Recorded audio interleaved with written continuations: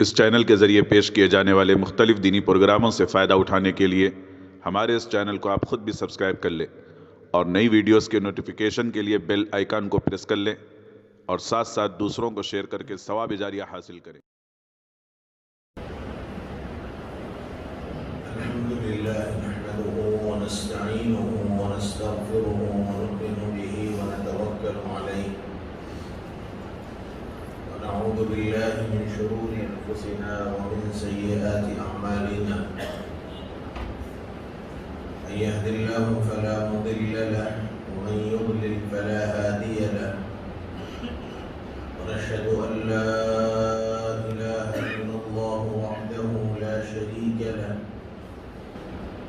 نشهد أن سيدنا ونبينا وحبيبنا وشفيعنا وسندنا وقدوتنا ومولانا محمدا عبده ورسوله صلى الله تبارك وتعالى عليه وعلى آله وأصحابه وذرياته وأهل بيته وبارك وسلم تسليما كثيرا كثيرا. أما بعد فقد قال الله سبحانه وتعالى أعوذ بالله من الشيطان الرجيم بسم الله الرحمن الرحيم ما يلفظ من قول إلا لديه رقيب عتيد صدق الله العظيم. وقد قال رسول الله صلى الله عليه وسلم أملك عليك لسانك أو كما قال عليه الصلاة والسلام.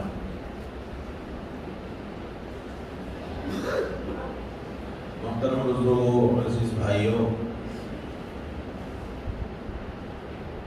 اللہ تعالیٰ نے انسانوں کا مزاج کچھ ایسے بنایا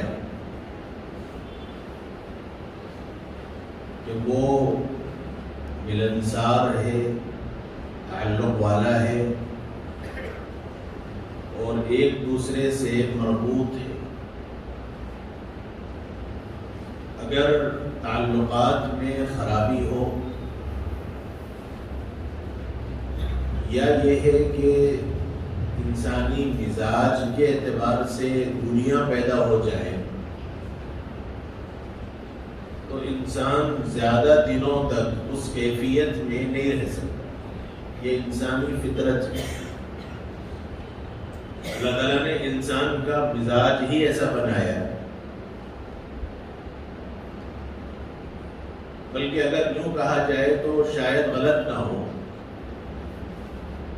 انسان کسی ایک مزاج پہ باقی نہیں رہ سکتا۔ یہ انسانی فطرت ہے۔ ایک ہی چیز انسان کو ہر وقت میسر ہو ایسا نہیں ہو سکتا۔ اللہ تعالیٰ نے انسانی مزاج میں دونوں قسم کے مادے رکھے ہیں۔ جیسے مثال کے طور پر انسان، بعض لوگوں کا مزاج ایسا ہوتا ہے کہ وہ خلوت پسند ہوتے ہیں، تنہا رہنا چاہتے ہیں، اکیلے رہنا چاہتے ہیں، مجمع، کثرت، شور شرابہ ان کو پسند نہیں ہوتا۔ اور بعض لوگ اس کے بالکل اپوزٹ ہوتے ہیں، ان کا مزاج اکیلے پن میں وہ نہیں رہ سکتے، وہ مجمع میں رہنا چاہتے ہیں، وہ آواز پکارے اور شور میں رہنا چاہتے ہیں، وہ لوگوں کے مجمع میں رہنا چاہتے ہیں۔ یہ انسانی طبیعت ہے۔ یہ ایک ہی فطرت پر ہر وقت انسان رہے ایسا ممکن نہیں۔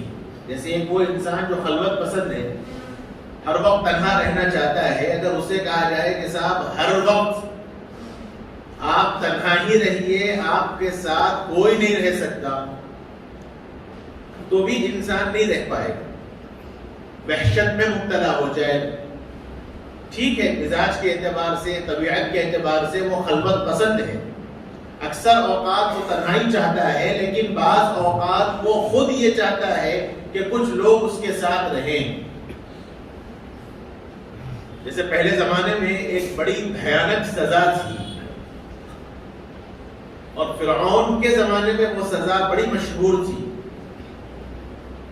اور وہ ہے کال کوٹری میں قید کر دینا۔ لَأَجْعَلَنَّكَ مِنَ الْمَسْجُونِينَ، قرآن مجید نے کہا، فرعون کی زبانی حضرت موسیٰ علیہ السلام کو کہ اگر تم میری بات نہیں مانو گے، یا لئن اتخذت الہا غیری، مجھے خدا مانتے ہو، سارے لوگ مانتے ہو، ماننا چاہیے، اگر میرے علاوہ کسی اور کو تم خدا بناؤ گے تو پھر میں تم کو ان لوگوں میں سے کر دوں گا جن کو قید کیا جاتا ہے۔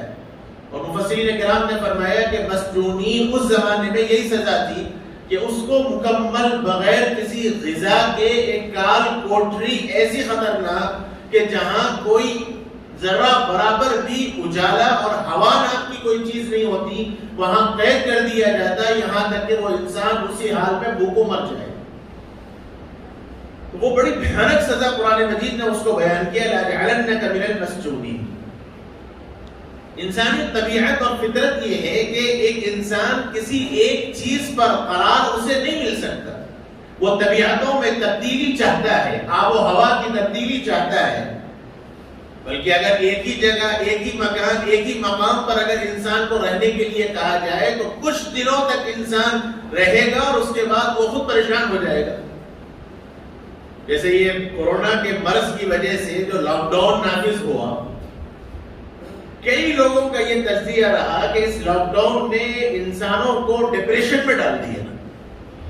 وہ لوگ جو مجمع کے عادی تھے، وہ لوگ جو لوگوں کے ساتھ اٹھنے بیٹھنے کے عادی تھے، وہ لوگ بات چیت کرنے کے عادی تھے، وہ لوگ بار بار لوگوں سے خلط ملط رہتے تھے، ملتے جلتے تھے، ان کو کہہ دیا گیا کہ صاحب آپ ایک ہی جگہ رہیے، ایک ہی گھر میں رہیے۔ وہ تو حد یہ ہے کہ گھر کے افراد کے ساتھ رہنے کی ضرورت پڑی اور ان کو پابند کیا گیا تو لوگ ڈپریشن کے شکار ہو گئے۔ اگر یہ کہا جاتا کہ صاحب ایک ہی کمرے کے اندر تنہا آپ کے علاوہ کوئی آ ہی نہیں سکتا وہاں، تو شاید انسان کا جینا محال ہو جاتا۔ اللہ تعالیٰ نے انسانی مزاج ہی ایسا بنایا کہ انسان کسی ایک چیز پر قرار اس کو نہیں مل سکتا، وہ اپنے اندر تبدیلی چاہتا ہے، اور اسی لیے سوسائٹی بنائی گئی، انسانی مزاج بنایا گیا۔ اللہ رب العزت نے اپنی قدرت کے نشانیوں کو بیان کرتے ہوئے یہ فرمایا کہ اللہ تعالیٰ نے انسانوں کو تقسیم کیا۔ پہلے تو تمام ہی انسانوں کو نر اور مادہ، مذکر اور مؤنث سے پیدا کیا۔ یا ایھا الناس انا خلقناکم من ذکر وانثى وجعلناکم شعوبا وقبائل لتعارفوا۔ اللہ تعالیٰ نے انسانی تخلیق کے مقصد کو بیان کیا کہ ساری انسانیت کو ہم نے مذکر اور مؤنث سے، نر اور مادے سے پیدا کیا، اور پھر اس کے بعد ان انسانوں کو مختلف گروہوں میں تقسیم کیا، مختلف قبائل میں تقسیم کیا، مختلف گروہوں میں تقسیم کیا۔ اور یہ کیوں کیا؟ لتعارفوا، تاکہ ایک دوسرے کی پہچان بنے۔ جو لوگ نسلاً عرب ہیں تو عربوں میں قبائل کے اعتبار سے تقسیم ہے، اور جو غیر عرب ہیں تو ان کے اندر شعبے اور مختلف شاخوں کے اعتبار سے تقسیم ہے۔ جیسے کوئی شیخ ہے، کوئی سید ہے، اور کوئی مختلف قسم کے طبقے ہیں، عربوں کے اندر الگ الگ قبائل ہیں۔ اللہ تعالیٰ نے فرمایا کہ یہ قبائل، یہ تقسیم اس لیے ہے کہ تمہاری اپنی ایک پہچان برقرار رہے، ورنہ اس کی وجہ سے ایک کی فضیلت دوسرے کے اوپر کوئی خاص نہیں ہے۔ نبی اکرم صلی اللہ علیہ وآلہ وسلم نے حجۃ الوداع کے موقع پر صاف طور پر یہ اعلان کیا کہ سارے انسانیت آدم علیہ السلام سے پیدا کیے گئے، اور حضرت آدم مٹی سے پیدا کیے گئے۔ کسی عربی کو کسی عجمی پر اور کسی عجمی کو کسی عربی پر کوئی فضیلت نہیں سوائے تقویٰ کی بنیاد پر۔ تقویٰ کی بنیاد پر، پرہیزگاری کی بنیاد پر تو اللہ تعالیٰ نے تقسیم فرمائی ہے کہ کوئی متقی پرہیزگار ہوگا، کوئی اس سے کم ہوگا۔ اس اعتبار سے درجات کی تقسیم پر اللہ تعالیٰ جنت میں فیصلے فرمائے گا، لیکن دنیاوی اعتبار سے یہ کوئی تقسیم نہیں ہے۔ اس لیے یہ سمجھنا چاہیے کہ انسانی مزاج میں اللہ نے رکھا ہے کہ انسان مختلف لوگوں کے ساتھ اٹھتا بیٹھتا ہے، رہتا سہتا ہے، کھاتا پیتا ہے، معاشرت گزارتا ہے، زندگی گزارتا ہے۔ تو ایسی صورتحال میں ایک معاشرہ، ایک سوسائٹی کس حد تک صحیح رہ سکتی ہے، اس میں سدھار کیسے ہو سکتا ہے، سب ایک دوسرے کے ساتھ مل جل کر کیسے رہ سکتے ہیں، اور وہ کون سی چیز ہے جس کی بنیاد پر ایک سوسائٹی کے اندر، ایک معاشرے کے اندر بگاڑ پیدا ہو سکتا ہے، اسلام نے یہ ساری تعلیمات بیان فرمائی ہیں۔ ایک ایسی چیزوں کی وضاحت فرمائی جس کے ذریعے ایک انسان اپنی سوسائٹی میں صحیح طور پر رہ سکتا ہے، محبت کے ساتھ رہ سکتا ہے، اور وہ ہے زبان کی اہمیت۔ نبی اکرم صلی اللہ علیہ وآلہ وسلم نے یہی بات روایت شریفہ کے اندر فرمائی، ابلغ علیک لسانک، او کما قال، حضور نے فرمایا کہ اپنی زبان کو اپنے قابو میں رکھو۔ زبان بڑی خطرناک چیز ہے بڑی نازک۔ اگر غور کیا جائے تو اللہ تعالیٰ نے دو چیزیں ایسی رکھی ہیں جو لوتھڑا ہے گوشت کا، جس میں کوئی ہڈی نہیں ہے۔ جسم کے سارے اعضاء پر اگر آپ غور کر لیں تو اللہ تعالیٰ نے ہڈیوں کے بیچ میں رکھا ہے، لیکن یہ دو چیزیں ایسی ہیں جس میں اللہ نے آس پاس اور اطراف میں کوئی ہڈی نہیں رکھی، بلکہ اس عظم میں کوئی ہڈی نہیں ہے۔ علماء کرام نے فرمایا کہ ایک زبان ہے اور دوسرے قلب ہے، دل ہے۔ اس پورے عظم کے اندر کہیں بھی ہڈی کا نام و نشان نہیں، اور انتہائی نرم و نازک چیز ہے۔ اور قرآن مجید نے اس کو وضاحت کے ساتھ فرمایا، ما یلفظ من قول الا لدیہ رقیب عتید۔ ایک انسان کو بات کرنے کی طاقت، صلاحیت، قوت اللہ تعالیٰ نے دی ہے، تو اس کو یہ بتلایا گیا کہ تمہیں غور کرنا چاہیے کہ تمہاری زبان سے جو لفظ بھی نکلتا ہے، چاہے وہ لفظ اچھا ہو چاہے وہ لفظ برا ہو، تمہاری زبان سے جو لفظ بھی نکلتا ہے وہ سارا کا سارا ہمارے پاس ریکارڈ ہے۔ ما یلفظ من قول الا لدیہ رقیب اور عتید۔ قرآن مجید نے رقیب اور عتید کا لفظ استعمال فرمایا کہ اس پر ایک نگہبان، اس کی نگرانی کرنے والا ایک متعین ہے۔ جیسے انسان اپنے آفس کے باہر، اپنے گھروں کے باہر، مسجدوں میں جو پبلک پلیس ہے اس کے اوپر عام طور پر سی سی ٹی وی کیمرے لگائے جاتے ہیں، اور اس کو مانیٹرنگ کرنے کے واسطے باضابطہ گھر کے اندر اور آفس کے اندر ایک LCD اور ٹی وی رکھتا ہے، اور سارے کیمرے اس کے نگاہوں کے سامنے ہوتے ہیں اور انسان اس پر نظر رکھتا ہے۔ اس کی وجہ یہی ہے کہ ایک ایک چیز ہمارے نگاہوں کے سامنے رہے۔ اللہ رب العزت نے فرمایا کہ انسان کے بھی ایک ایک عمل کا ریکارڈ اللہ کے پاس موجود ہے، اور خصوصیت کے ساتھ زبان والا عمل۔ قرآن مجید نے کہا یعلم خائنۃ الاعین وما تخفی الصدور، تمہاری آنکھوں سے جو چیزیں ظاہر ہوتی ہیں، تمہارے دل کے اندر جو چیزیں ظاہر ہیں اور پوشیدہ ہیں، اللہ اس کو جانتا ہے۔ اور زبان کے متعلق فرمایا کہ جو انسان جو لفظ تلفظ ادا کرتا ہے، ما یلفظ من قول، اور لفظ کہتے ہیں زبان سے نکلنے والے الفاظ، چاہے وہ اچھے ہوں چاہے وہ برے ہوں، انسان اپنی زبان سے جو لفظ کا تلفظ کرتا ہے، اللہ تعالیٰ نے فرمایا کہ اس کے اوپر اللہ کی طرف سے ایک نگہبان متعین ہے، اس کی نگرانی کی جاتی ہے۔ اس لیے یہ زبان بڑی نازک چیز ہے۔ اللہ کے نبی صلی اللہ علیہ وآلہ وسلم نے حضرت معاذ رضی اللہ عنہ کو خاص طور پر نصیحت کرتے ہوئے فرمایا کہ دیکھو ایک چیز کی حفاظت کرنا، اور اللہ کے نبی نے فرمایا کہ یہ ایک چیز ایسی ہے کہ اس کی وجہ سے تمہارے سارے اعمال یا تو ضائع ہوں گے، یا اس کی وجہ سے تمہارے سارے اعمال اللہ کے پاس مقبول ہوں گے۔ نبی اکرم صلی اللہ علیہ وآلہ وسلم نے ایک واقعہ سنایا، پچھلے زمانے کا ایک واقعہ، حضور کی زبانی منقول ہے، ابو داؤد شریف کے اندر اور مسلم شریف کے اندر یہ روایت موجود ہے۔ دو آدمی تھے، ایک انتہائی متقی پرہیزگار شخص، اللہ کو یاد کرنے والا، عبادت کرنے والا، ہر وقت اللہ کی یاد میں مصروف رہنے والا، اور اس کے مقابلے میں ایک وہ آدمی جو انتہائی گنہگار انسان، ہر وقت گناہوں میں مصروف رہتا۔ اور یہ آدمی متقی پرہیزگار انسان اس آدمی کو برابر تلقین کرتے رہتا، برابر سمجھاتے رہتا کہ تم گناہوں سے باز آ جاؤ، تم گناہوں سے رک جاؤ، اور وہ آدمی برابر اپنے گناہوں میں مصروف رہتا۔ اور بعض مرتبہ وہ آدمی جو گنہگار ہے وہ اس کو جواب دیتا کہ تم اپنے ذمہ دار ہو، مجھے میرے حال پہ چھوڑ دو، تم مجھے میری فکر نہ کرو۔ یہ گنہگار آدمی اس متقی پرہیزگار انسان کو یہ جواب دیتا کہ تم اپنے اعمال کے ذمہ دار ہو، مجھے میرے حال پہ چھوڑ دو، تمہیں میری فکر کرنے کی ضرورت نہیں۔ اور یہ شخص برابر اس کی تلقین کرتا، اس کی تبلیغ کرتا اور برابر اس کو سمجھاتا۔ نبی اکرم صلی اللہ علیہ وآلہ وسلم نے فرمایا ایک مرتبہ جب اس نے تبلیغ کی اور اس کو بتلایا اور گناہوں سے روکنے کی کوشش کی تو اس آدمی نے پھر اپنے سابقہ طریقے پر کہا کہ مجھے میرے حال میں چھوڑ دو، تم میرے اوپر کوئی ذمہ دار نہیں بنائے گئے ہو۔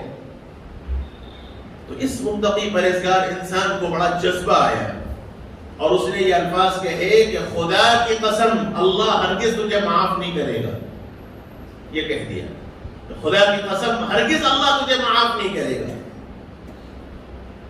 اللہ رب العزت کے رسول مقرب جناب رسول اللہ صلی اللہ علیہ وسلم نے فرمایا کہ اللہ رب العزت کو اس بندے کے یہ ادا پسند نہیں آئی، اور نبی اکرم صلی اللہ علیہ وسلم نے فرمایا کہ اللہ تعالیٰ نے یہ اعلان فرما دیا کہ جو آدمی متقی پرہیزگار تھا، اللہ تعالیٰ قیامت کے دن حضور نے ایک حال کو جو آگے آنے والی چیزیں ہیں حضور نے اس کو امت کو سمجھانے کے واسطے بیان کر دیا۔ ایسے دسیوں واقعات موجود ہیں روایات کے اندر، یہ چیز قیامت میں پیش آنے والی ہے، لیکن نبی نے اس کو اس انداز سے واضح فرمایا کہ جیسے یہ چیز ہو چکی ہو۔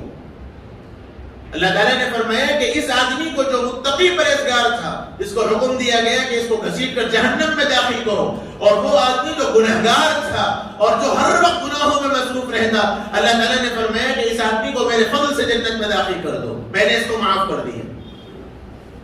نبی اکرم صلی اللہ علیہ وآلہ وسلم نے فرمایا کہ اس کی اصل وجہ یہ ہے کہ اس متقی پرہیزگار کی زبان سے اس نے جو قسم کھا کر کہا کہ اللہ تجھے ہرگز معاف نہیں کرے گا، اللہ تعالیٰ کو یہ ادا پسند نہیں آئی۔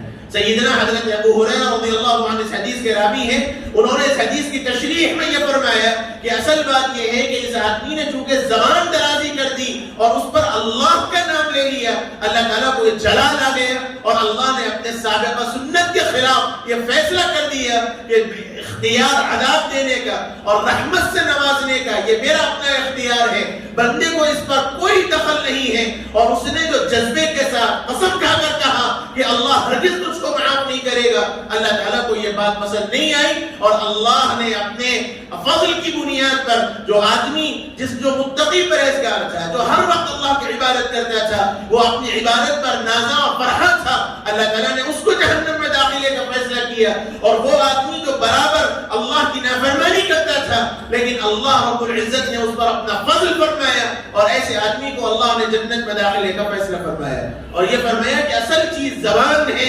انسان اپنی زبان کو اپنے قابو میں رکھے گا، اللہ تعالیٰ اسی کے مطابق بندے کے ساتھ فیصلہ فرمائیں گے۔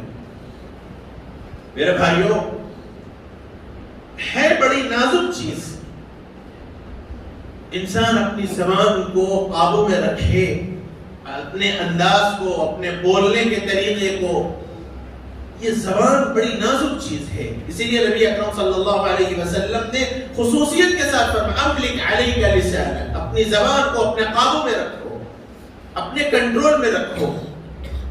اس سلسلے میں بہت کوتاہی ہوتی ہے، چاہ کر بھی نہ چاہ کر بھی، غصے میں، انجانے میں، چاہتے ہوئے، مذاق میں، سنجیدگی میں، بے ساختہ طور پر بعض زبان سے الفاظ کچھ ایسے نکل آتے ہیں کہ اس پر اللہ کی بڑی پکڑ ہوگی۔ ایک حدیث کے اندر نبی اکرم صلی اللہ علیہ وسلم نے فرمایا، ترمذی شریف کی روایت ہے، فرمایا کہ بعض مرتبہ بندہ زبان سے کوئی لفظ بولتا ہے لیکن وہ اس کی اہمیت کو نہیں سمجھتا۔ حضور نے فرمایا کہ بندہ زبان سے کوئی لفظ ادا کرتا ہے لیکن وہ اس کی اہمیت کو نہیں سمجھتا اور اس کی بڑائی کو نہیں سمجھتا، یہاں تک کہ وہ لفظ کی بنیاد پر وہ بندہ جہنم میں داخل ہو جائے گا۔ اور بسا اوقات بندہ کوئی زبان سے لفظ نکالتا ہے لیکن وہ اس کی اہمیت کو اور اس کی فضیلت کو نہیں سمجھتا، اور اللہ تعالیٰ اس کلمے کے ذریعے بندے کو جنت میں داخل فرماتے ہیں۔ ساری زندگی کا عمل بیکار ہو جائے گا اگر کسی کی دل شکنی ہو۔ اس لیے اس کا بڑا احساس اور بڑا خیال رکھنا چاہیے۔ زبان بڑی نازک چیز ہے، بظاہر جس کے اوپر چاہے جیسے چاہے اپنی زبان چلا دے، زبان آپ کے اپنے اختیار کی چیز ہے، جس کو چاہے جس انداز سے چاہے بول دے، یہ کمال نہیں ہے۔ انسان کا بڑاپن یہ ہے کہ انسان اپنی زبان کو اپنے قابو میں رکھے۔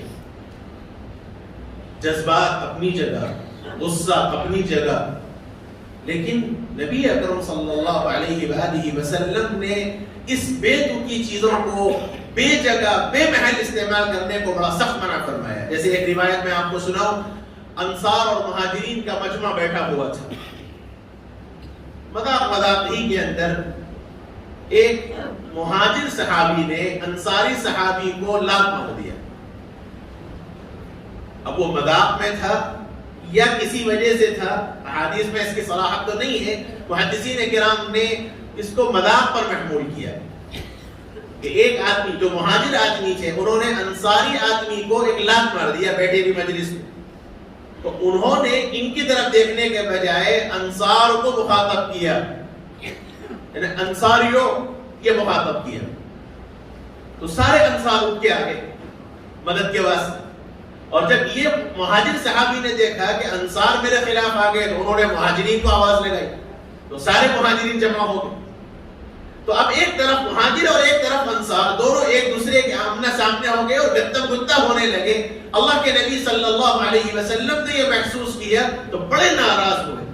اور روایات کے الفاظ یہ ہیں کہ اللہ کے رسول کے چہرے پر ناگواری کے آثار طاری ہوئے اور فرمایا ما دعوی الجاہلیہ. حضور نے فرمایا کہ یہ جاہلیت کی باتیں کیا ہے؟ ہمارے جاہلیت کے اندر اس قسم کا ایک قبیلہ دوسرے قبیلے والے کو اپنی مدد کے واسطے بلاتا تھا، وہ اس کے سامنے، وہ اس کے مد مقابل کھڑا ہوتا.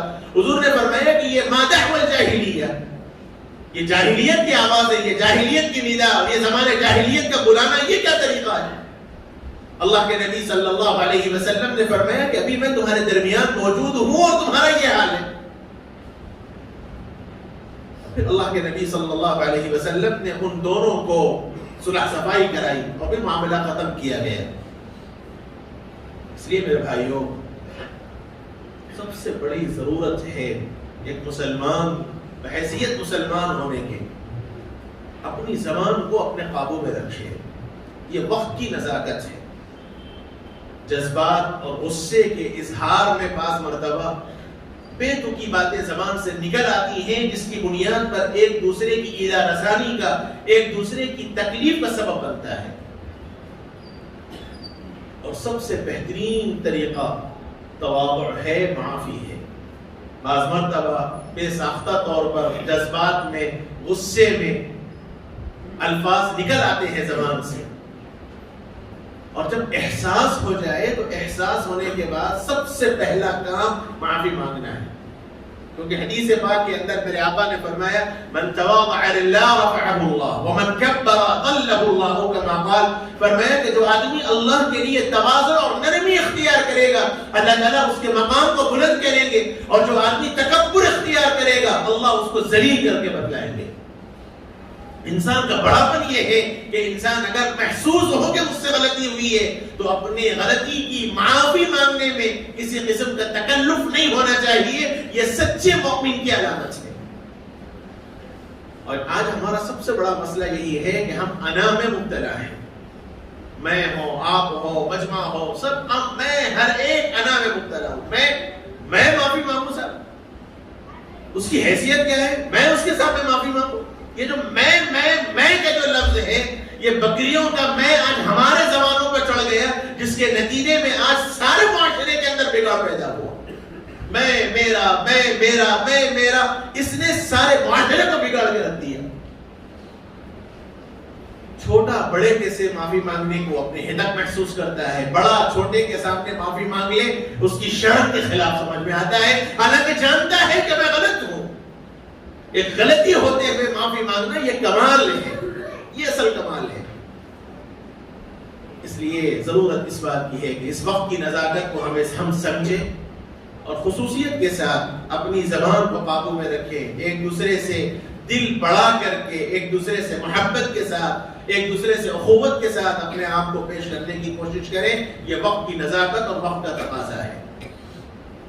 ایک آخری بات گزارش کے طور پر کر کے اپنی بات ختم کرتا ہوں. اصل میں ارادہ تو یہی تھا کہ اس موضوع پر بھی آپ کے سامنے کچھ بات کی جائے، لیکن وقت بالکل ختم ہو چکا ہے. بس گزارش کے طور پر اپنی بات رکھتے ہوئے بات ختم کرتا ہوں. حدیث پاک کے اندر نبی اکرم صلی اللہ علیہ وآلہ وسلم نے فرمایا کہ من تشبہ بقوم فہو منہم او کما قال علیہ الصلوۃ والسلام، جو آدمی کسی قوم سے مشابہت اختیار کرتا ہے کل قیامت کے دن اللہ اس کا حشر اسی کے ساتھ فرمائے گا۔ یہ اس وقت غیر مسلم بھائیوں کا ایک تہوار چل رہا ہے جس میں وہ پتنگ اڑاتے ہیں۔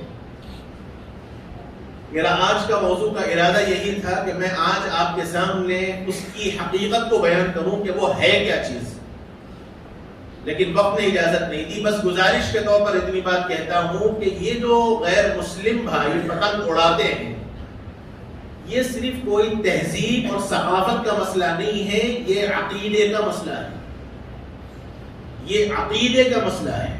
اس موقع پر دل سکرات کے موقع پر جو پتنگ اڑائی جاتی ہے، یہ غیر مسلموں کا یہ باضابطہ ایک تہوار ہے اور یہ ایک عقیدے کا مسئلہ ہے۔ ان کا عقیدہ ان کو مبارک، وہ جس عقیدے سے بھی اڑائے، ہمیں اس سے کوئی بحث نہیں، لیکن ایک مسلمان آدمی کے لیے اس موقع پر پتنگ اڑانا شرعاً جائز نہیں ہے۔ تل سنکرات کے موقع پر ایک مسلمان کے لیے پتنگ اڑانا قطعاً جائز نہیں ہے۔ میں یہ نہیں کہہ رہا ہوں کہ پتنگ اڑانا ہی جائز نہیں، آپ بعد میں اڑائیے اگر آپ کو اس میں تفریح نظر آتی ہے۔ اولا تو وہ کوئی تفریح ہے نہیں سوائے ضیاع وقت ہے، اور علماء نے فرمایا ہے کہ ایسا کھیل جو انسان کو غافل کر دے ہر چیز سے، ویسا کھیل کھیلنا مکروہ ہے۔ اسی لیے جو چیس کھیلتے ہیں، چیس مکروہ ہے، مکروہ تحریمی ہے، حرام کے قریب ہے۔ ایسے ہی کیرم بورڈ ہے، ایسے ہی ویڈیو گیمز ہیں، یہ سب چیزیں ایسی ہیں جو انسان کو ایسا غافل کر دیتی ہیں کہ آس پاس کا اطراف سے اسے ہوش و حواس ہی باقی نہیں رہتا۔ اور بیچ میں سنا ایک گیم آیا تھا پب جی کے نام سے، بچوں سے لے کے بڑے تک سب اسی میں مبتلا ہوئے، کیا ہوش نہیں، شعور نہیں، سلیقہ نہیں، آنسو کیا ہو رہا، بازو کیا ہو رہا، کوئی چیز کا احساس نہیں، بس ایک ہی کام چل رہا تھا دونوں ہاتھوں سے۔ اور یہ گیمز ایسے ہی ہیں، ایسے گیمز جو انسان کے ذہن کو الجھا کر رکھ دے، اس کی مصروفیات کو ختم کر دے، اس کو اسی میں لگا کر رکھ دے۔ علماء نے فرمایا ہے کہ ایسا کھیل کھیلنا شرعاً کراہت ہے، ناجائز تو نہیں، حرام تو نہیں، لیکن کراہت سے بھی خالی نہیں، ناپسندیدہ ہے، اس لیے کہ اس میں انسان کا اپنا شعور ختم ہو جائے گا۔ کیرم بورڈ بھی ایسے ہی یہ گیم کھیل رہے ہیں، اور چیس ہے اور ویڈیو گیمز ہیں، اس قسم کے گیم ایسے ہی یہ جو پتنگ اڑانے کا مشغلہ ہے، گھنٹوں نکل جائیں گے، احساس بھی نہیں ہوتا۔ مجھے تو آتا نہیں اڑانا، میں نے سن رکھا ہے لوگوں سے، اس لیے اس کا خیال رکھنا چاہیے۔ اور خاص طور پر اس موقع پر عقیدے کی بنیاد پر غیر مسلم بھائی عقیدے کی بنیاد پر ان کا جو عقیدہ ہے، جو ہے بڑی تفصیل ہے عقیدے کے اندر، اس عقیدے کے اعتبار سے وہ اڑاتے ہیں، وہ ان کا مذہبی تہوار ہے۔ اور ایک مسلمان ہونے کی حیثیت سے، توحید کو ماننے کی حیثیت سے، موحد ہونے کی حیثیت سے، اللہ اور اس کے رسول کو ماننے کے اعتبار سے ایک مسلمان آدمی کے لیے اس موقع پر، اس تہوار کے موقع پر پتنگ اڑانا، پتنگ گرانا، پتنگ کا کاروبار کرنا شرعاً ناجائز ہے، حرام ہے۔ جیسے ایک مسلمان آدمی کے لیے غیر مسلم بھائیوں کا دیوتا بیچنا جائز نہیں ہے، ایسے ہی قرآن نے صاف اعلان کیا لا تعاونوا علی الاثم والعدوان، گناہ پر، ظلم پر کسی بھی قسم کا مدد کرنا جائز نہیں ہے۔ اس لیے ایک مسلمان آدمی کے لیے بینک میں جاب اسی لیے جائز نہیں ہے کہ اس میں سود کا معاملہ ہوتا ہے۔ اس لیے میرے بھائیوں ہاتھ جوڑ کے عرض کرتا ہوں، بڑا افسوس بھی ہوا کچھ اخبارات کے ذریعے اور کچھ میڈیا کے ذریعے نوجوان ہمارے بھائیوں کو دیکھ کر، ہمارے لیڈروں کو دیکھ کر پتنگ اڑاتے ہوئے، بڑا افسوس ہوا۔ اس لیے شرعی مسئلہ بتلانے کی حیثیت سے میں نے بتلا دیا کہ اس موقع پر، یہ تل سنکرات کے موقع پر جو غیر مسلم بھائی اپنے عقیدے کے اعتبار سے پتنگ گراتے ہیں، اڑاتے ہیں، ایک مسلمان آدمی کے لیے اس موقع پر تو اس پتنگ گرانا اور اڑانا بالکل جائز نہیں ہے، اس سے احتیاط کرنے کی ضرورت ہے۔ اللہ تعالیٰ اپنے کرم سے جو باتیں کہی گئی ہیں ہم سب کو اس پر عمل کی توفیق نصیب فرمائے۔ اے اللہ، جن حضرات نے دعاؤں کی درخواست کی ہے، مالک ان سب کے جائز تمناؤں کو پورا فرما، اس کی ضروریت کی ان کی ضروریات کی تکمیل فرما اے اللہ، ان کے دل کے جذبات اور ان کے مقاصد کی تکمیل فرما مالک۔ جو بیمار ہیں ان سب کو شفاء کاملہ عاجلہ دائمہ مستمرہ نصیب فرما اے اللہ۔ جو مرحوم ہیں ان کی مغفرت فرما، ان کے درجات کو بلند فرما اے اللہ۔ ہم نے جو مانگا وہ بھی عطا فرما، مانگنے سے جو رہ گیا اپنے خاص کرم سے عطا فرما اے اللہ۔ جو خیر کی دعائیں نبی اکرم صلی اللہ علیہ وسلم نے مانگی ہیں اس میں ہمارا حصہ نصیب فرما۔ جن شرور سے آقا نے پناہ مانگی ہے اے اللہ، ان شرور سے ہماری اور ساری امت اسلام کی حفاظت فرما۔ ہمارے دعاؤں کو اپنے فضل و کرم سے قبول فرما۔ وصلی اللہ تبارک و تعالی علی خیر خلق سیدنا و نبینا مولانا محمد وعلی آلہ وصحبہ اجمعین والحمد للہ رب